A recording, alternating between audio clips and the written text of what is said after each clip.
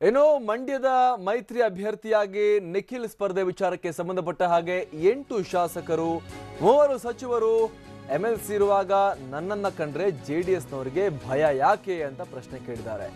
JDS ಪಕ್ಷದ ನಾಯಕರಿಗೆ ಸುಮಲತಾ ಅಂಬರೀಶ್ ಪ್ರಶ್ನೆ ಮಾಡಿದ್ದಾರೆ. ಮೈಸೂರಿನ ಕೆಆರ್ ನಗರದಲ್ಲಿ ಸುಮಲತಾ ಅಂಬರೀಶ್ ಹೇಳಿಕೆಯನ್ನ ಕೊಟ್ಟಿದ್ದಾರೆ. ಜೆಡಿಎಸ್ನವರು ಕೈ ನಾಯಕರಿಗೆ ಯಾಕೆ ಎಚ್ಚರಿಕೆಯನ್ನ ಕೊಡ್ತಾ ಇದ್ದಾರೆ? ಎಲ್ಲರೂ ಅವರೇ ಇರುವಾಗ ಅವರಿಗೆ ಹೆದರಿಕೆ ಯಾಕೆ ನನ್ನನ್ನು ಕಂಡ್ರೆ?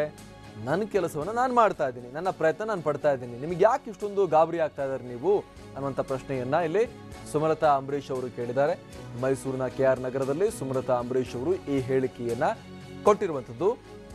ಕೈ ನಾಯಕರಿಗೆ ಜೆಡಿಎಸ್ನವರು ಹೆದರಿಸುವಂಥ ಪ್ರಯತ್ನವನ್ನು ಮಾಡ್ತಿದ್ದಾರೆ, ಎಚ್ಚರಿಕೆ ಕೊಡುವಂಥ ಪ್ರಯತ್ನವನ್ನು ಮಾಡ್ತಿದ್ದಾರೆ. ಯಾಕೆ?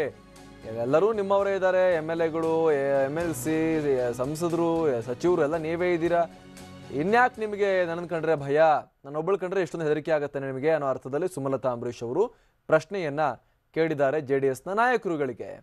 ನನ್ನ ಪಾಡಿ ನಾನು ಕೆಲಸ ಮಾಡ್ತಾ ಇದ್ದೀನಿ, ನಾನು ಅಭ್ಯರ್ಥಿ ಆಗಬೇಕು ಅಂತ ಅನ್ಕೊಂಡಿದ್ದೀನಿ, ನನ್ನ ಪಾಡಿಗೆ ಎಷ್ಟಾಗುತ್ತೋ ಅಷ್ಟು ಕೆಲಸವನ್ನು ನಾನು ಮಾಡ್ತಾ ಇದ್ದೀನಿ, ನಿಮಗೆ ಯಾಕೆ ಭಯ ಅನ್ನುವಂಥ ಪ್ರಶ್ನೆಯನ್ನ ಸುಮಲತಾ ಕೇಳಿದ್ದಾರೆ.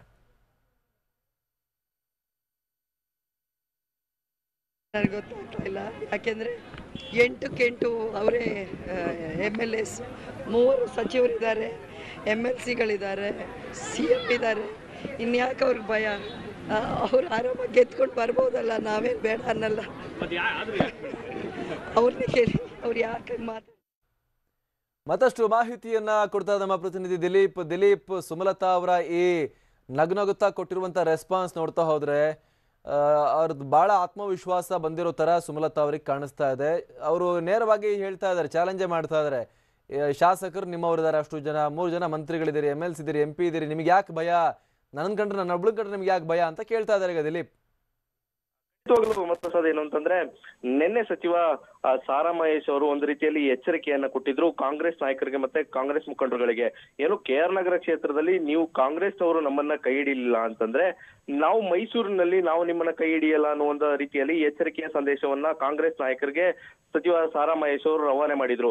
ಈ ಒಂದು ವಿಚಾರಕ್ಕೆ ಇವತ್ತು ಪ್ರತಿಕ್ರಿಯೆ ನೀಡಿರುವಂತೂ, ಯಾಕಾಗಿ ಈ ರೀತಿಯಾದಂತ ಎಚ್ಚರಿಕೆಯನ್ನು ನೀಡ್ತಾ ಇದ್ದೀರಾ, ನಿಮ್ಗೆ ಏನಾದ್ರು ಭಯನಾ ಅನ್ನುವಂತ ಪ್ರಶ್ನೆಯನ್ನ ಮಾಡ್ತಾ ಇರ್ತಕ್ಕಂಥದ್ದು. ಯಾಕಂತಂದ್ರೆ ಈಗಾಗಲೇ 8 ವಿಧಾನಸಭಾ ಕ್ಷೇತ್ರಗಳಲ್ಲೂ ಕೂಡ JDS ನ ಶಾಸಕರ ಇದ್ದಾರೆ, ಆದ್ರೂ ಕೂಡ 3 ಜನ ಮಂತ್ರಿಗಳಿದ್ದಾರೆ, ಜೊತೆಗೆ MLCಗಳು ಕೂಡ JDS ನವರೇ ಆಗಿದ್ದಾರೆ. ಈಗ ಯಾಕೆ ಭಯ ಅನ್ನುವಂತ ಪ್ರಶ್ನೆಯನ್ನ ಎದುರಾಕಿರುವಂತದ್ದು. ಈಗ ಇಲ್ಲಿ ಪ್ರಮುಖವಾಗಿ ಗಮನಿಸಬೇಕಾದಂತ ವಿಚಾರ ಅಂತಂದ್ರೆ, ಈಗಾಗಲೇ ಅಲ್ಲಿ ಕೆಲವಷ್ಟು ಕಾಂಗ್ರೆಸ್ನ ನಾಯಕರುಗಳು ಕೂಡ ಸುಮಲತಾ ಅವ್ರ ಜೊತೆ ಬೆನ್ನ ಹಿಂದೆ ಇರುವಂತದ್ದು. ಈಗ JDS ನ ನಾಯಕರಿಗೆ ದೊಡ್ಡ ತಲೆನೋವಾಗಿರುವಂತದ್ದು. ಯಾಕಂತಂದ್ರೆ ಎಲ್ಲೋ ಒಂದ್ ಕಡೆ ನಿಖಿಲ್ ಕುಮಾರಸ್ವಾಮಿಗೆ ದೊಡ್ಡ ಹೊಡೆತ ಬೀಳುತ್ತೆ ಅನ್ನುವಂತ ಕಾರಣದಿಂದಾಗಿ ಸಚಿವ ಸಾರಾ ಮಹೇಶ್ ಅವರು ಈ ಒಂದು ಹೇಳಿಕೆಯನ್ನು ಕೊಟ್ಟಿದ್ದಾರೆ. ಈ ಒಂದು ಹೇಳಿಕೆಗೆ ಈ ರೀತಿಯಂತ ನಗು ಅಂದ್ರೆ ತಾವು ಗೆಲ್ತೇವೆ ಅನ್ನುವಂತ ಆತ್ಮವಿಶ್ವಾಸದಲ್ಲೇ ಈ ರೀತಿಯಂತ ಹೇಳಿಕೆಯನ್ನ ಸುಮಲತಾ ನೀಡಿರುವಂತದ್ದು. Amar, thank you Dilip.